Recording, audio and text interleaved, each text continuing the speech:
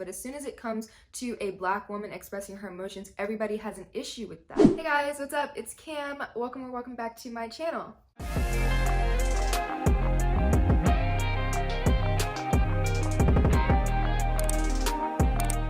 So in today's video, we are going to be talking about the humiliation of black women in the media. So before we get into this video, I am filming a Q&A, so go ahead and leave your questions in the comment section below. And if you are new, what's up? Welcome, I'm Cam. Consider hitting that subscribe button, especially if you like natural hair commentary and lifestyle type of content. Also give this video a thumbs up. You can follow me on all of my social media accounts. I recently just made a spam, so that's gonna be really fun if you want to follow that. I will also put that link on the screen in the description box, everything like that. I'll link it, whatever, you know, all that good stuff. And yeah, without further ado, let's get into the video. So one of the reasons why I felt really triggered to film this video is because of the recent announcement that they are going to be rebooting the old Disney cartoon Proud Family on Disney Plus. And there was a lot of controversy that sparked after they started posting like the promotional images and everything onto the social media platforms like Twitter because of how they were portraying the character Dejanay. And the reason why so many people were upset with it is because not only have they always portrayed Dejanay this way, but they're marketing her as a trope, and it's a tired trope. It's an overused trope. It's an old trope that we've seen over and over and over again perpetuated against black women, and that is the ghetto, ratchet, black girl stereotype. And it's getting old. And we're tired of seeing dark-skinned black women being portrayed this way, especially because the only thing that we get out of it is negatives. Like, we don't get anything out of it, and if we do, it's always with negative impact. It does nothing, it benefits us in no way, and it only continues to push this idea that dark-skinned black women are in a way inferior to lighter-skinned black women because of undesirable characteristics, such as being ghetto or ratchet or loud or whatever. And what makes me upset about this is the fact that there is literally an entire market for humiliating and humbling black women, and I'm not sure why we have to even do this in the first place.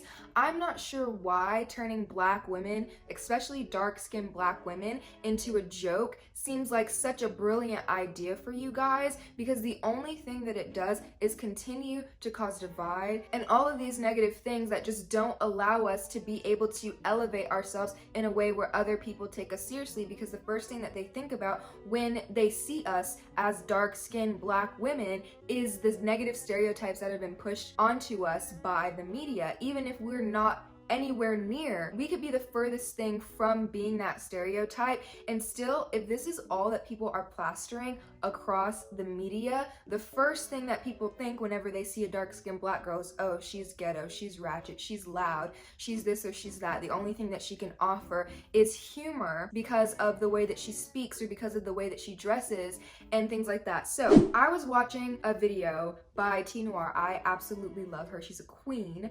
Eloquence, it's the eloquence for me. But I was watching her video because she made a video on this a couple weeks ago, and she was talking about a lot of Vine stars that actually made this a lot more common, especially in the mainstream media.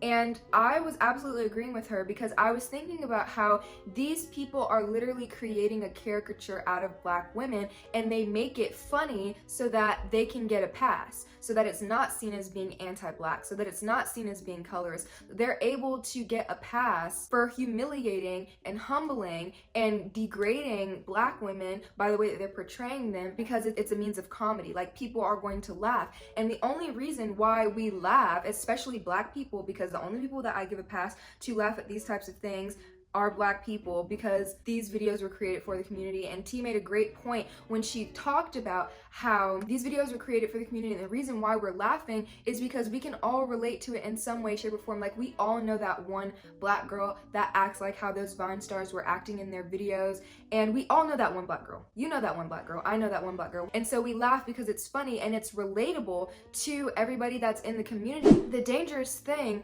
about pushing this type of content and supporting this type of of content and elevating this type of content is that now non-black people are going to really think this is funny, and now non-black people are really going to think this is how black women act, especially dark-skinned black women, and now non-black people see it as a pass to start acting like this or start to create content like this using black sense, using AAVE in order to seem funny, in order to make themselves more marketable. Because let's just address the elephant of the room. Being black, inherent blackness is the most marketable thing that's out, especially right now. Me as a black girl, I am so marketable right now because of the different traits that I have, whether it be my skin, my personality, my style, the way that I wear my hair, whatever, it makes me more marketable. And even more so if I'm doing stereotypical black girl things like using AAVE or talking in a black scent or wearing long acrylic nails, hoop earrings, eating hot Cheetos. You guys know exactly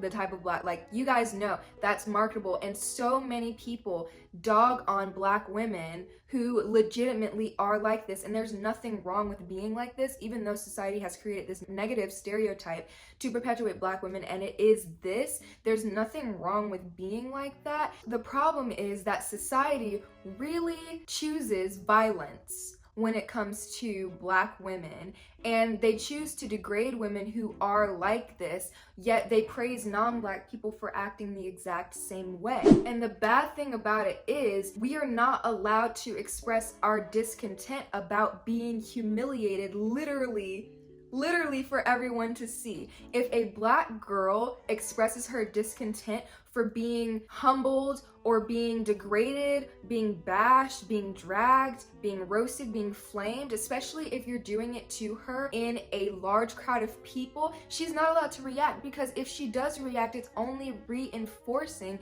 the same negative stereotypes that y'all are pushing on her, whether they be true or not. It's like, as a black person or as a black woman, black girl, you're not allowed to be yourself authentically because everyone has something to say. Like, you could be made a joke out of, you could be humiliated, you could be bashed just for being yourself, whatever that may be. Even if you are a stereotypical black girl, if you're not, if you are a scene kid, or if you're into more preppy style, whatever, we're all seen the same way at face value, and people love to make a joke out of our culture and out of that stereotypical personality trait. That's the first thing that I notice that people go to whenever they're trying to be funny. It's always a black scent. Why? It's always the long acrylic nails and the really full long eyelashes. It's always the smacking of the teeth and the licking of the lips like you just finished a whole bag of Cheetos and your fingertips are red.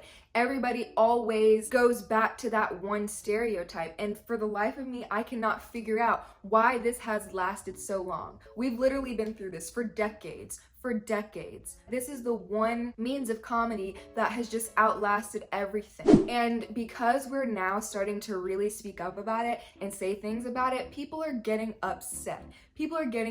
Everyone is like, well, it's just a joke. Like, you can't handle a joke. Why are you being so defensive? Why are you getting so upset? It's because you're literally humiliating me, expecting me to just take it. And that's another thing that I have an issue with. The strong black woman trope. Black women are not allowed to feel stuff, and I was just talking about that. But the strong black woman trope has got to go. The angry black woman trope has got to go. The ghetto black woman trope has got to go, because it causes this vicious cycle where it's like you can't operate without someone categorizing you as one of these things. If I want to go out with my girls, if I want to get my nails done, if I want to put on lashes, if I want to wear hoop earrings, if I want to put on a wig, I'm automatically a ghetto black girl, regardless of what I actually am, and regardless of my personality. I'm automatically a ghetto black girl. And if I go out in public and somebody snatches my wig as a means of comedy, or as a way to humble me, or as a form of pranking me, then I just have to sit there and take it, and I can't say anything. I can't react outrageously, even though I should be allowed to act outrageously, because y'all let everybody else react outrageously, and they should be allowed to act outrageously. Everybody should be allowed to express their emotions, but as soon as it comes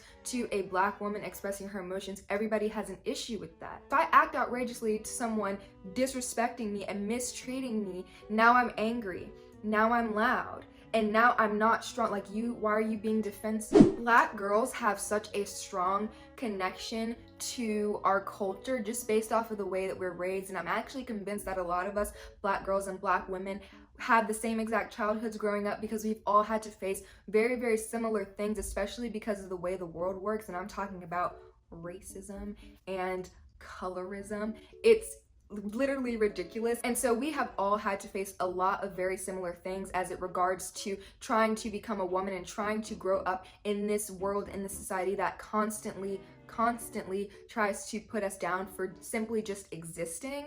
So now that we are coming into an era where Black girls are not only uplifting themselves and uplifting each other, but kind of getting just a little bit, like a crumb of praise, and it's only a select few Black people, because we're not going to get into featurism and texturism and all that, but like a crumb of praise from the media, because they're starting to realize how important Black women are to the culture that we have now. Because we're starting to get a little bit of praise, people allow us to just take that and move on, when it's like, I'm not going to praise you, I'm not going to be satisfied with the bare minimum. Like, everyone else is allowed to be mediocre and I have to be extraordinary in order to get the same amount of praise. And so your praise to me means nothing. I want to see action. If you're going to talk all this hoopla and do all this praise on the internet and in the media, and I'm not seeing action in real life, I'm not seeing anything being done in real life in order to change the way that we are treated, then I don't believe you. And that's just the cold hard truth of it all. And I want to make a full circle back to the reason why I was triggered to make this video. The whole situation about Dejanay being portrayed very wildly different in comparison to the other lighter skinned characters